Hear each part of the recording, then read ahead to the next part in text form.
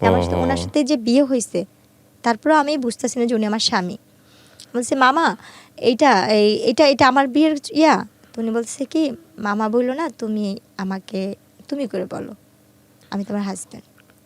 এরপরে গিয়ে ওনারা আর কি আমাকে বলতেছে, আমার আম্মু বলতেছে তাহলে আমরা ওরে নিয়ে যাই। বলছে না দেখেন যেহেতু কাবিন হয়েছে ছেলে মেয়ে একটু একসাথেই থাকুক। আম্মু বলছে না আপনারা তো বলছিলেন যে মেয়ে সাবলোক না হওয়া পর্যন্ত আপনারা ছেলে মেয়েকে এক জায়গায় করবেন না। বলছে ও তাকে মামা ডাকতো, ওর তো একটু ফ্রি হওয়ার দরকার আছে, একটু থাকুক, কথা টথা বলুক, রাত্রে আমাদের সাথেই থাকুক, তারপরে আমি তারপর দিন নিয়ে দিয়ে আসবো নি।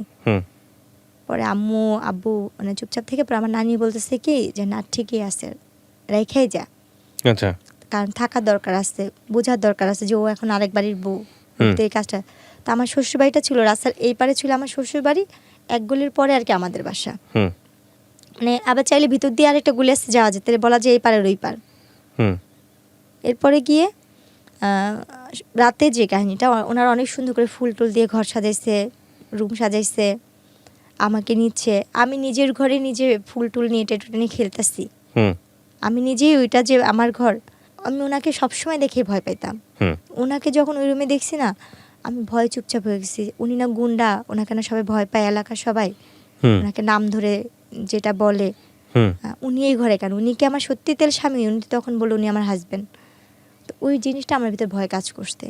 তো তখন থেকে তার ভিতর থেকে আমার একটা দূরত্ব, সে যে আমার স্বামী সেটা আমি কখনোই মানতে পারতাম না, ভয় পাইতাম। আচ্ছা, তারপরে ওই দিন ওই ঘরে আমাকে কোনোভাবেই দিতে পারেনি। যতবারই দেয় হয় খাটের নিচে পলাই, না এই রুম দিয়ে ঢোকাচ্ছি, ওই পাশ দিয়ে বারিন্দা দিয়ে বের হয়ে যাচ্ছি। আমার সারাটা রাত এভাবেই গেছে। মানে কোনোভাবে আমি কান্নাকাটি করতেছি, চিল্লাইতে আসছি।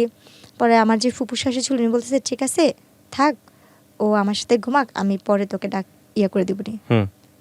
তো রাতে তো খাওয়া দাওয়া করলাম ওনাদের সাথে সবাই একসাথে। খাওয়াটার পর ছবি তুললো, আমাকে জোর করে উনি নিয়ে নেওয়ার ছবি তুললো, আমার হাজবেন্ডের সাথে ছবি তুললো। পরে এক পর্যায়ে যেহেতু কেউ নাই আমার বাবা মা এখানে, আর যেহেতু আমার বিয়ে হয়ে গেছে এটা আমাকে বুঝতেই হচ্ছে, শ্বশুর বাড়িতে চলে গেছেন। হ্যাঁ, তখন ছবি তুলছি, ওনাদের সাথে আছি, কিন্তু ওনার সাথে আমি ওরকম ভাবে কথা বলছি না। উনি আমার শরীরে হাত রেখে ছবি তুলছে, আমি তারপর ভয় পাচ্ছি, শুধু ভয়ে ওখানে ছবি তোলা। এরপরে গিয়ে সকাল মানে রাতে যখন আমার ফুপুর সাথে শাশুর সাথে ঘুমাইলাম, মাঝরাতে তখন 4টা বা 3:30 বাজে, হঠাৎ করে ঘুম ভাঙছে, দেখি যে না উনি ওই রুমে আমাদের সাথে একসাথে শুয়ে আসছে। আচ্ছা, তো যাক, তখন ওই মুহূর্তে তখন দিয়ে ওইটা বসে বসে কান্না করতেছি যে আমি মনে আর বাবা মার কাছে যেতে পারবো না। এত বড় লোক বাড়ি, এত সুন্দর ঘর বাড়ি, কিন্তু কোনোটাই আমার ভালো লাগতেছে না, আমার নিজের মতো মনে হচ্ছে না। যতটা আমার ভাঙা ঘর বা খুব ছোট বাচ্চা যেসব অনুভূতিগুলো আসে, রাইট, হ্যাঁ, আমার ফ্যামিলিটাই আমার কাছে বেস্ট। তো আমি ভাবতেছি কখন সকাল হবে, কখন আমি বাসায় যাব, কারণ আমি এই বাসা তো চিনি আর আমাদের বাসাও চিনি। এভাবে করতে যখন সকালে ফজরে আজান দিল, আমি বসে রয়েছি। একবার লুকায়, ওনারা সবাই ঘুমে, কেউ জানেই না, আমি দৌড় দিয়ে যা দেখে আসছি। ওনার বাসা ছিল 3তলা, তো ওনার 3তলা থাকতো, দৌড়া যা দেখছি কেচিকেট খুলছে কিনা, দেখছি না কেচিকেট খুলে নেয় অত ভোরে। আবার দৌড়া চলে আসছে, এসে খাটের নিচে লুকায় আসছি, বসে আসছি। এরপরে যখন সকালবেলা 6টা বাজে, আমি তখন ওই মুহূর্তে বাসা থেকে চলে আমাদের বাসায় চলে যাই। গেট টেট খুলে আমি আমাদের বাসায় চলে গেছি। আমি আমাদের বাসায় যাই ঘুমা। আম্মু বলতেছে তুমি এত সকালে, আমি ওনারা আমার পাঠা দিচ্ছে, ওনারা বলছে তুমি বাসা যাও। আমি এই জন্য বাসায় এসে পড়ছি। তা আম্মু ভাবছে যে ওরা যখন সত্যি বলছে, তো আমি বাসায় যে ঘুমা রয়েছি। এদিক দিয়ে ওনারা খুঁজতেছে বাসায়, আর আমাদের তো ফোন নাই যে আমাদের বাসায় ফোন দিবে, মোবাইল টোবাইল কিছুই নেই যে ফোন দিবে। তো ওনারা খুঁজতেছে অনেকক্ষণ পর ওনাদের বাসায় কাজের মেয়েকে পাঠাইছে।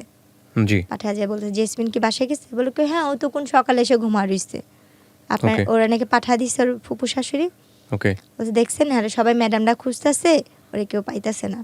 ওরা আম্মু মারে বকা দিল, 2টা থাপ্পড় দিল যে তুমি এখন বড় হয়েছো, তোমার বিয়ে হয়েছে, তুমি তো যখন তখন চাইলে আসতে পারবে না, আসলে কে তোমাকে নিয়ে ওনারা সংসার করবে, তুমি তো মেয়ে মানুষ, তোমার কপাল দোষে এখানে বিয়ে হয়েছে, ভালো জায়গায় বিয়ে হয়েছে। আম্মু বোঝাইলো, আম্মুর মতো করে আম্মু বুঝাইলো যে এখন ওইটাই তোমার আসল বাড়ি, ওখানে সুখ হোক দুঃখ হোক তোমার এখানে ভাগযোগ করে থাকতে হবে, আর তোমার কপাল ভালো যে তুমি এমন ফ্যামিলির একটা বউ হইছো।